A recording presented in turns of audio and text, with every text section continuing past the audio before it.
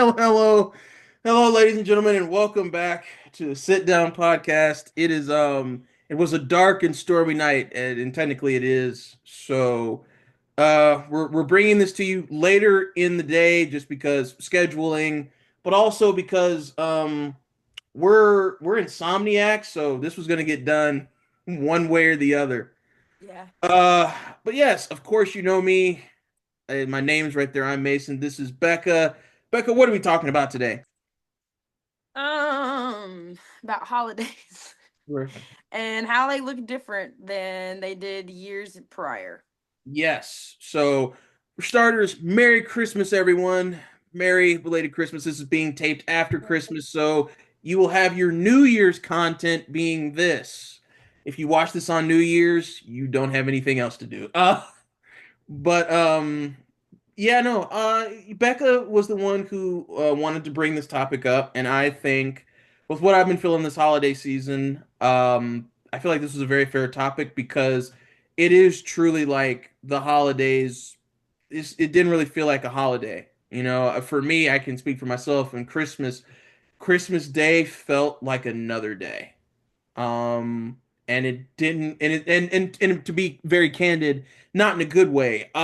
Because I don't know. I think for me, you expect certain holidays to bring like the je ne sais quoi to life, right? Like that sparkle, and it just wasn't here. And it's not because of like gifts or anything like that. I get spoiled every Christmas. And remember, folks, getting a single gift on Christmas, some people don't even get that. So be grateful. But it was just like, I don't know, it was just like everybody went their separate ways. I'm not talking about in my house, but just like in general, like on Christmas, like everybody was like, "Yeah, sure, I'll hang with family," but it didn't really feel like a special day. And I feel like holidays, especially with the way our society is, and we talked about this off camera, everybody's more worried about what they can take, you know, what they can have, what they can receive. But a lot of people are not really concerned about what they can give or what they can push out into the world and give out into the world. They're more concerned about what is the world going to give me. We're in a very egocentric time right now. There's a lot of self-centrism going on, or centrism of self, I should say. And I don't know, Becca, what's your holiday experience been like so far? Well, this holiday season was my first one alone, without having to go to multiple houses. I've always been going to other people's houses, families' houses. Parts of my family grew up in a divorced household, so I always had two Christmases, which, yay, two Christmases was great until you realized you didn't belong anywhere. And Yeah. then was going with my now ex-boyfriend's family, going to four Christmases that year, and then three, and then six, and it was a lot. So this was the first Christmas in a while that it's just been a one and done type thing. And I got to see it from a new perspective, not having to be bounced around or having to juggle things.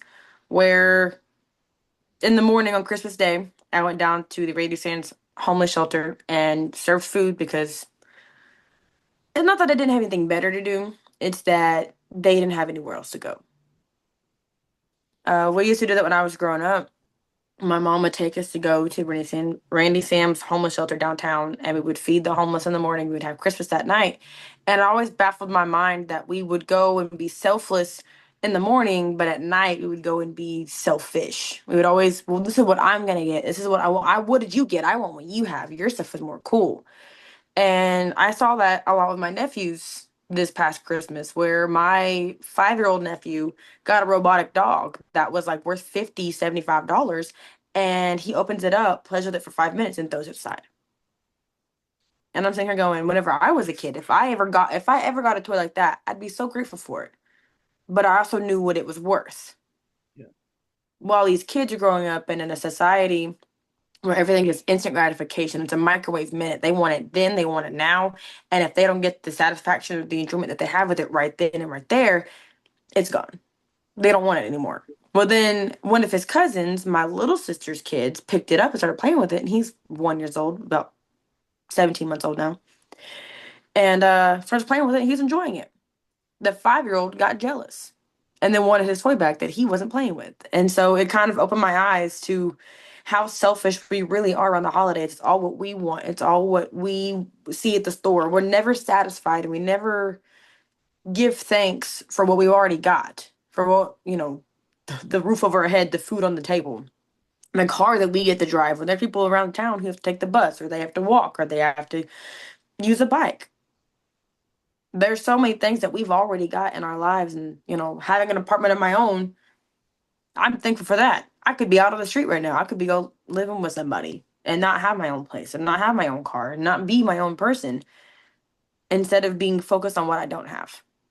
We need to be focusing on what we do have, especially in the holiday season when there's so many people around us who don't have half the stuff that we have and they have to deal with the cold weather and the lack of food. We're over here gouging our faces and stuffing our plates for Thanksgiving and Christmas, and there's people who are begging for a change on the street to go get a dollar cheeseburger from McDonald's. And I feel like as a society, we kind of just skip over that. We lock our doors when we see the homeless, or we roll the window up instead of, going and buying them that cheeseburger for them and letting them, get a hotel room for the night instead of,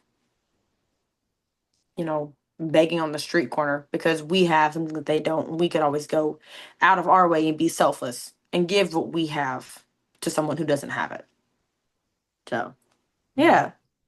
You say that, and like there has been an uptick. I have seen an uptick in those videos of like parents like pranking their kids on Christmas, where it's like the kids come down and they check their presents and like they're given something. There was this one video I saw of like a dad got his sons like a PS4, which is obviously for those who aren't in the know, that's been out of date for like what, a couple years. Everybody's all about a PS5 now.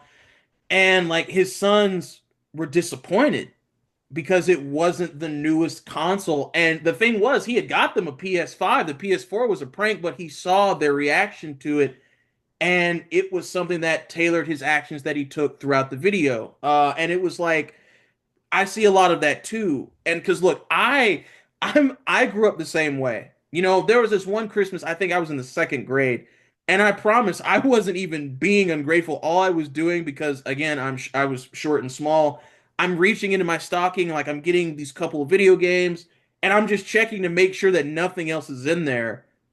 But I'm happy, and my mom saw that, and from her perspective, she thought I was like searching for more. And it's like, as a parent, I could understand why she would think that, because it's like, the truth is, folks, the holiday season is not cheap to buy anything.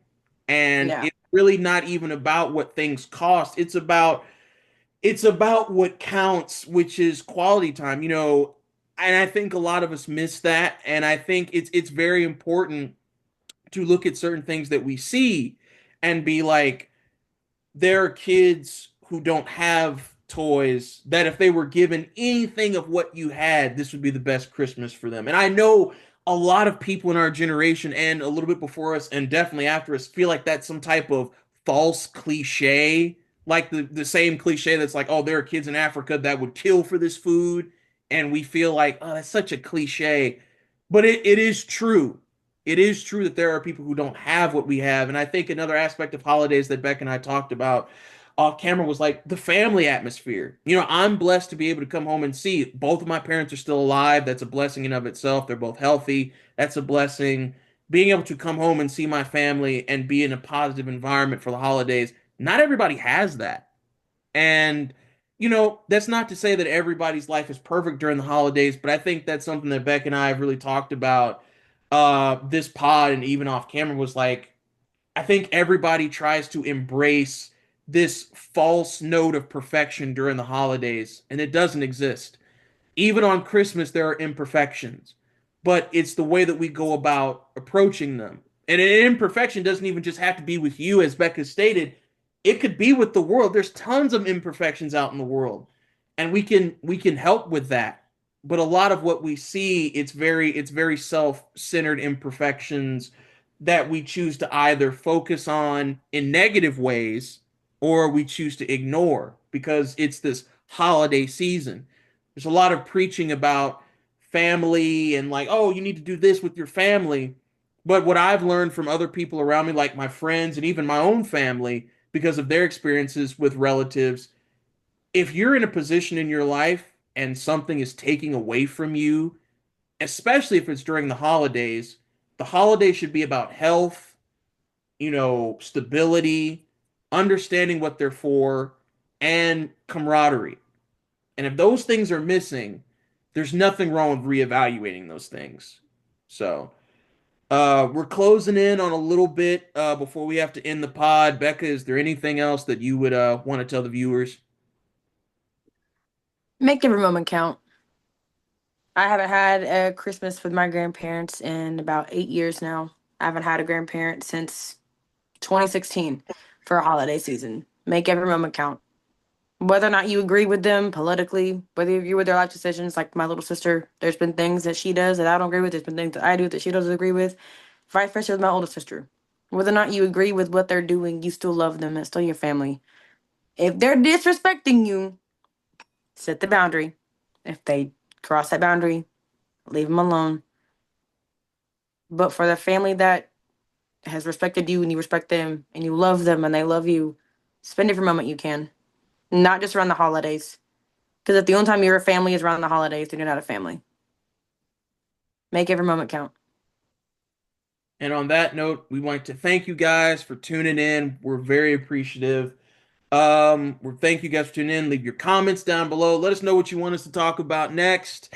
And just yeah, in life, there are moments where you have to shut up and sit down because there's positivity in perspective. New tagline. Thought about it earlier because of what we talked about, and I Yeah. like it. So thank you guys. We will see you guys next week.